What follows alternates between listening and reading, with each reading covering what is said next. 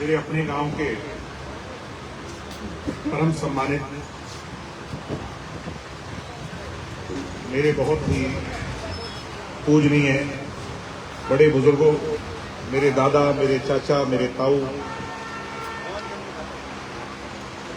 जहां तक मेरी आवाज जान रही है, मुझे सुन रही मेरी परिवार की माताएं और बहनें, देश प्रदेश का सुनहरा भविष्य, मेरे गांव का और मेरे इलाके का कल नौजवान युवा साथियों, प्यारे प्यारे बच्चों, मेरे साथ मंच पर मंचासीन इलाके के और मेरे गांव की सरदारी, सभी सम्मानित इलाका के मेरे निवासी, आप लोगों ने आज इतनी बड़ी हाजिरी में यहां पहुंचकर गांव के इस ऐतिहासिक चौक पर मुझ जैसे छोटे से कार्यकर्ता का, नाचीज का आप लोगों ने हौसला अफजाई की, और जो ये विद्यार्थियों का एक संघर्ष है, उसमें आप सब लोगों ने इस हवन यज्ञ में अपनी आहुति देने का काम किया। मैं सिर झुका करके आप सबका धन्यवाद करता हूं, आप सबका आभार प्रकट करता हूं। आज मुझे चौटाला इसलिए आना पड़ा क्योंकि देश के एक बहुत बड़े किसान नेता ने ये संदेश भिजवाया कि कुछ लोगों ने हमारे परिवार को तोड़ दिया, कमजोर कर दिया। पहले परिवार में जाओ, परिवार से आशीर्वाद लो, और संघर्ष में, इस लड़ाई में, विद्यार्थियों की लड़ाई में, स्टूडेंट्स की लड़ाई में हम भी तुम्हारा साथ देंगे। पहले अपने गांव से शुरुआत करो। मैं आज आपके बीच में आया हूं। आप सब जानते हैं कि प्रजातांत्रिक प्रणाली में अगर असली और अच्छे मजबूत भविष्य नेता, लीडरशिप अगर उभर सकती है तो वो उभरेगी कॉलेज और यूनिवर्सिटियों से। अगर कॉलेज और यूनिवर्सिटियों के दरवाजे बंद हो जाएंगे तो पूंजीवाद हावी होगा, यानी जिसके पास पैसा होगा वो राजनीति करेंगे, लीडरशिप खत्म हो जाएगी। मेरी बात से आप सहमत हो कि नहीं? उसी के लिए हम निरंतर कॉलेज और यूनिवर्सिटियों में जा रहे थे, और ऐसे ही एक गुरु जम्बेश्वर यूनिवर्सिटी में हमारा कार्यक्रम था। कार्यक्रम से एक दिन पहले, 2 दिन पहले हमारी परमिशन को कैंसिल कर दिया गया। मेरे साथ तकरीबन 350-400 बच्चे थे, नौजवान थे। उन्होंने जब यूनिवर्सिटी के गेट पर मेरा स्वागत किया तो मुझे कहने लगे, दिग्विजय जी, अगर इस गेट के बाहर भाषण देकर के चले जाओगे तो एक बात को याद रखना कि भविष्य में फिर ये दरवाजे हमारे लिए सदा के लिए बंद हो जाएंगे। तो मैंने उनसे पूछा, भाई क्या करें? तो उन विद्यार्थियों ने कहा, आप लीड करो, आगे कदम बढ़ाओ, हम तेरे साथ वाइस चांसलर के पास जाकर के अपनी मांगों की बात रखेंगे, उससे पूछने का काम करेंगे। मांगे बहुत छोटी छोटी थी। उस विश्वविद्यालय में जो गर्ल्स हॉस्टल था, यानी हमारी बहनों के लिए व्यवस्था थी, वो एक बेड पे 6-6, 7-7 लड़कियों को सोने पर मजबूर किया जाता था, एक कमरे में। मेरा कहने का मतलब है, कोर्स के अंदर कमरे नहीं थे, टीचरों की कमी थी। ऐसे ही छोटे छोटे विषय थे जिसको लेकर के हम नारे लगाते हुए वीसी के दफ्तर के आगे चले गए। वहां तक हमें किसी ने नहीं रोका। वीसी के दफ्तर के बाहर तकरीबन 7 से 8 पुलिस वालों ने दरवाजे के आगे उसको ताला लगा दिया। मैंने जब ये कहा कि यूनिवर्सिटी स्वतंत्र संस्था है, इसमें पुलिस की कोई जगह नहीं, यहां की सिक्योरिटी आके हमारे से बात करे, तो उन्होंने हमारे साथ धक्का शुरू कर दिया। और इसके बीच में हमारे आगे, जबकि हमारे साथ कोई लड़की नहीं थी, यानी गर्ल स्टूडेंट नहीं थी, हमारे बीच में लड़कियों, महिला पुलिस को खड़ा कर करके माहौल को खराब करने की कोशिश की। मैंने सुख संभालते हुए ये समझा कि अगर महिलाओं के साथ किसी की कोड़ी भी छू जाएगी तो लेने के देने पड़ जाएंगे, आने वाले समय में जवाब नहीं होगा। मैंने उन पुलिस वालियों के आगे हाथ जोड़ लिए और यही कहा, मेरी बहनों, यहां कोई गर्ल स्टूडेंट नहीं है, आप पीछे हट जाओ। मैं हाथ जोड़ रहा हूं, तुम पीछे हट जाओ, तुम्हारा नुकसान नहीं होगा। हम चौधरी देवीलाल के सिपाही हैं, हम अपने घर में जाकर जवाब नहीं दे पाएंगे, तुम पीछे हट जाओ। उन मेरी बहनों ने मेरी आवाज को सुना, वो पीछे चली गई। पुलिस वालों ने जब धक्का किया तो कोई 2 गमले हमारे पीछे पड़े थे, उनके पुलिस वालों का पैर लगा और वो गमले टूट करके गिरे। मैं जब वहां से निकला तो मैंने पुलिस वालों से कहा कोई कार्रवाई करनी है तो बताओ। थोड़ी दूर जाकर मैंने एसपी को टेलीफोन किया और ये कहा, एसपी साहब, हमारे बच्चों के साथ जो आज आप लोगों ने अन्याय किया, उस अन्याय के दौरान 2 गमले टूट गए हैं। अगर हर्जाना भरना है तो बताओ, अगर कोई मुकदमा करना है तो मैं चलकर अपने साथियों को लेकर आपके दफ्तर में आ जाता हूं, बता देना, मगर पीठ पीछे ऐसा काम मत करना। एसपी ने कहा आप चले जाओ जी, कोई मामला नहीं। रात को 12:05 पर वाइस चांसलर की कंप्लेंट दर्ज होती है और 12:30 पर एफआईआर रजिस्टर होती है।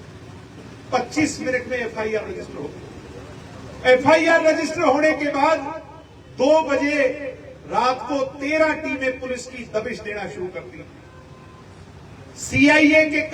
सीआईए की गाड़ियां, 13 गाड़ियां, सबसे पहले एक विजेंद्र, हमारा जितेंद्र है, उसके घर पे जाती है। जितेंद्र जब दरवाजा खोलता है तो वहां उसकी पत्नी सामने होती है। जितेंद्र कहता है जी मेरे को लेने आए होंगे, मुझे पता है, मैं आ जाता हूं। हद तो तब हो गई जब उन पुलिस वालों ने दूसरी मंजिल पर जाकर बिना महिला कांस्टेबल के उनके सोते हुए बच्चों को जगाकर महिलाओं के कपड़ों को नीचे फर्श पर फेंकने का काम।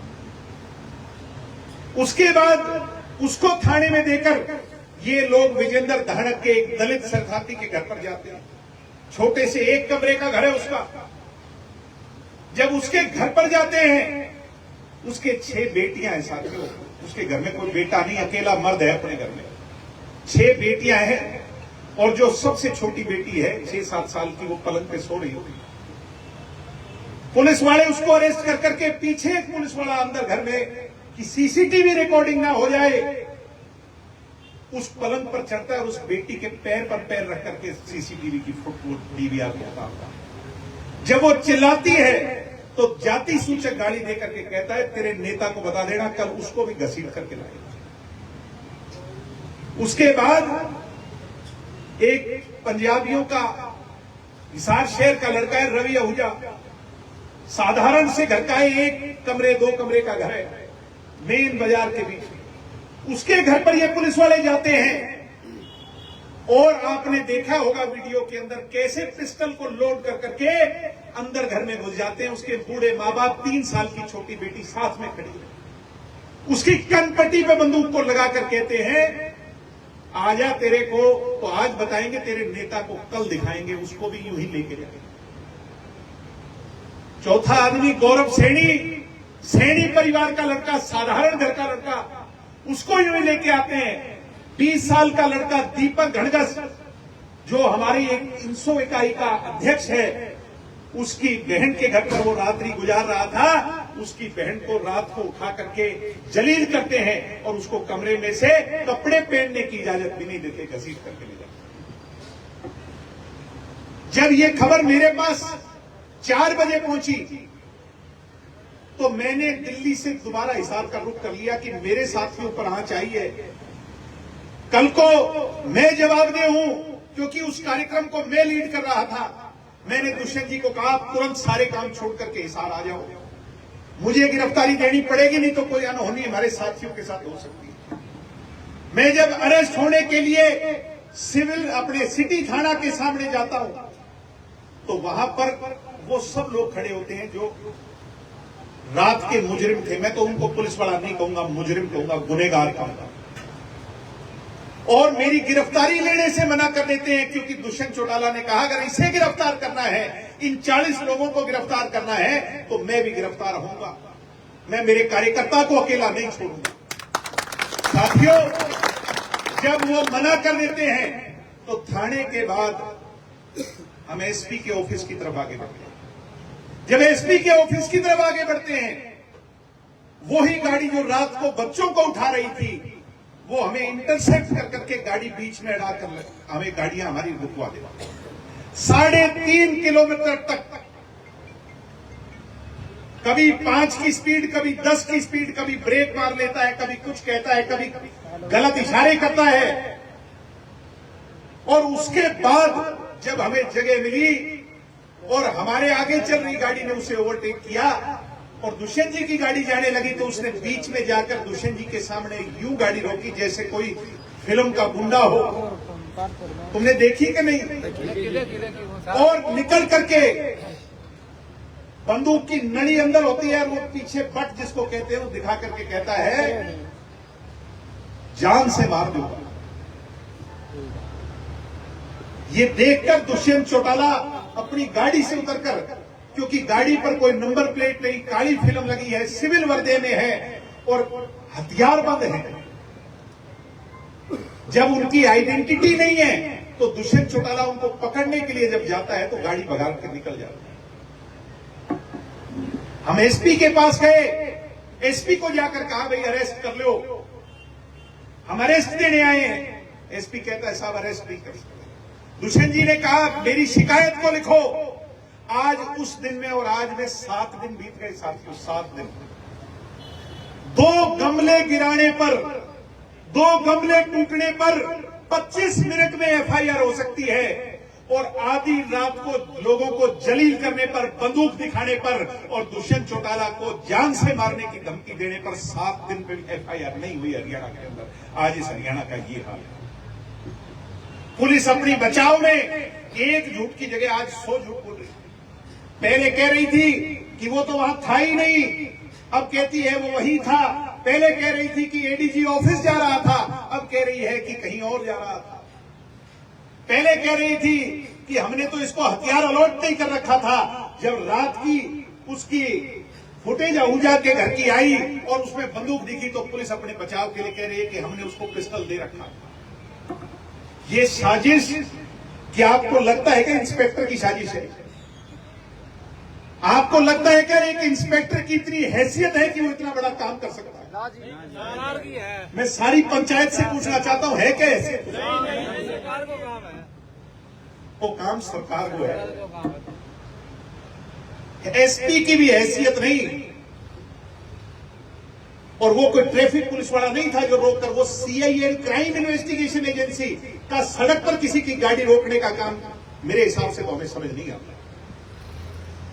सम्मानित साथियों, आज जब मैं आपके बीच में आ रहा हूं, कल रात 2 बजे आपकी धरोहर चौधरी देवीलाल के नाम से बड़ी जाट धर्मशाला के अंदर 8 पुलिस वाले तो मैंने गलत कह दिया, मुझे तो गुंडे कहना चाहिए, सिविल वर्दी के अंदर असॉल्ट राइफल AK-47 और पिस्टल लेकर के पिछली दीवार फांद करके अंदर घुसते हैं। सीसीटीवी फुटेज देखिए कि नहीं? तो आ गई कि नहीं?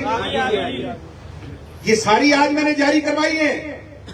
रात को उन कमरों की तलाशी रखते हैं जहां पर दुष्यंत चौटाला का स्टाफ सोया करता है। उनके अंदर घुस करके एक ऐसा माहौल पैदा करते हैं और फिर पिछली दीवार फांद करके चले जाते हैं। मैं आज गांव में इसलिए नहीं आया कि ये भाषण मुझे देना है। मैं गांव में इसलिए आया हूं कि इसके खिलाफ पिछले 6 दिन से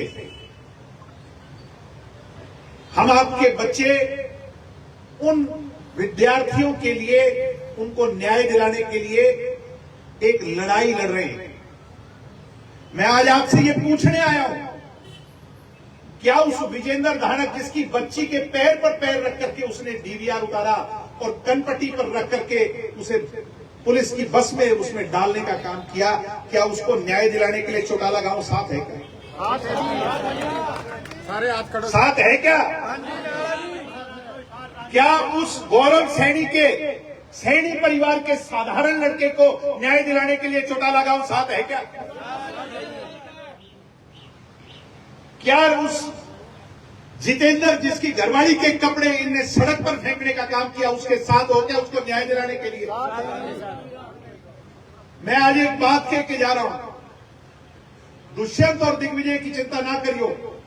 आपने हमें इतना सक्षम बना रखा है कि हम अपनी लड़ाई कोर्ट में भी लड़ लेंगे, मगर जो अन्याय हुआ और जो विद्यार्थियों के लिए, भाई एबीवीपी का कार्यक्रम होता है यूनिवर्सिटी में, बीजेपी की इकाई का कोई रोकता है क्या? आरएसएस के कार्यक्रम कोई रोकता है क्या? बजरंग दल के कार्यक्रम कोई रोकता है क्या? विश्व हिंदू परिषद के कार्यक्रम कोई रोकता है क्या? सोचने की बात है। गीता जयंती के कार्यक्रम को रोकता है क्या? ये हरियाणा किसने बनाया था? हमारे पुरखों ने खून पसीने की मेहनत से अपना हक लिया था। आज उसके एजुकेशनल इंस्टीट्यूट के अंदर चौधरी देवीलाल की विचारधारा के नौजवान विद्यार्थी अगर अपनी आवाज उठाने जाएं तो उन्हें आधी रात को पुलिस ये एक्शन उनके साथ करती है। क्या उन्हें न्याय दिलाने के लिए मेरा गांव साथ है क्या? साथ है तो दोनों हाथ उठा करके ये विश्वास दिलाओ कि सारा गांव साथ है। 27 तारीख को एक महापंचायत का आयोजन सब लोगों ने मिलकर के किया। आज मैं आने से पहले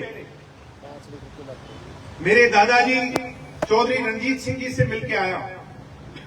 उन्होंने कहा हम पूरी तरह तेरे साथ हैं, विद्यार्थियों की इस लड़ाई को अपने अंजाम तक पहुंचाने का काम। मुझे खुशी है और इस बात को कहते हुए कोई संकोच नहीं, ये पार्टीबाजी की बात नहीं है। हमारे विधायक ने, मेरे चाचा जी ने जो बयान दिया उससे उन विद्यार्थियों का हौसला बढ़ा है, उनका साथ देने का काम किया, मैं उनका धन्यवाद। और बहुत से लोगों ने, और मैं मेरे गांव के 36 बिरादरी के लोगों से ये कहता हूं हाथ जोड़ करके, आज मैं मेरे लिए नहीं मांग रहा, आज मैं उन विद्यार्थियों के लिए, उन बच्चों के लिए, हरियाणा के भविष्य के लिए आपसे झोली फैला करके मांग रहा हूं। 27 तारीख को जो ये आंदोलन है, इसमें आप अपनी धरोहर को बचाने के लिए आपकी पगड़ी की लड़ाई है। सहमत हो कि नहीं मेरी बात से? अगर आज दब गए, अगर आज दबा लिया, अगर आज आपकी मुहिम में बल नहीं हुआ तो इनके सामने कल को कोई हिम्मत नहीं करेगा। साथियों, अगर चौधरी देवीलाल की फौज को भी इनने दबा लिया तो कल को हरियाणा में बीजेपी के सामने कोई हिम्मत नहीं कर पाएगा।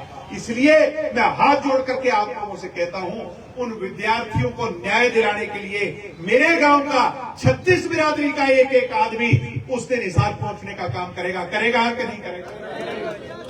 और मैं ये बात भी खुल के कहना चाहता हूं, कुछ लोग दुष्प्रचार कर रहे हैं, मगर क्योंकि जब माहौल बनता है, हालात बनते हैं, तो लोगों को कहने का मौका भी मिलता है। कुछ लोग कह रहे हैं कि किसान आंदोलन में, या मैं आज खुले दिल से मेरे गांव में कहने में मुझे कोई हर्ज नहीं। हो सकता है पूर्व में हमारे से कुछ गलतियां रही हो, मगर हम आपके हैं, आपने हमें दंड दिया और भविष्य में भी दे देना, हमें कोई चिंता नहीं। हमारे कान पकड़ लेना, हमें सजा दे देना, मगर इन बीजेपी वालों के आगे आपकी पगड़ी को नीचा नहीं होने देंगे। ये मैं बात आपको विश्वास है। आज आपका साथ मांगने आया हूं और यही कहने के लिए आपसे आया हूं कि लामबंद हो जाओ और एक हो जाओ, संगठित हो जाओ।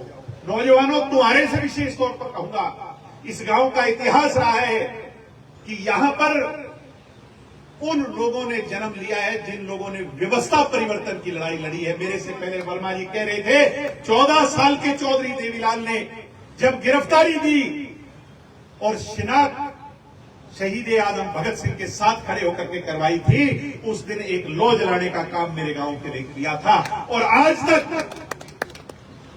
इस देश में कश्मीर से कन्याकुमारी तक या गुजरात से अरुणाचल प्रदेश की पहाड़ियों तक चौटाला गांव का नाम इसलिए मशहूर है कि ये न्याय करने वाले लोग हैं, अन्याय को सहने वाले लोग नहीं हैं। इसलिए ये न्याय की लड़ाई में आगे बढ़ने का काम करेंगे। करोगे कि नहीं करोगे? मैं फिर कह रहा हूं कि कुछ लोग हो सकता है मेरी कहने के बाद राजनीतिक बात करें, मगर मैं मेरे लिए मांगने नहीं आया, दुष्यंत के लिए मांगने नहीं आया, क्योंकि आपने हमें काबिल बनाया है, मगर मैं उन बच्चों के लिए न्याय मांगने आया हूं। और मुझे उम्मीद है 27 तारीख को आप सब पहुंच करके न्याय करने का काम करोगे। आपका बहुत बहुत धन्यवाद।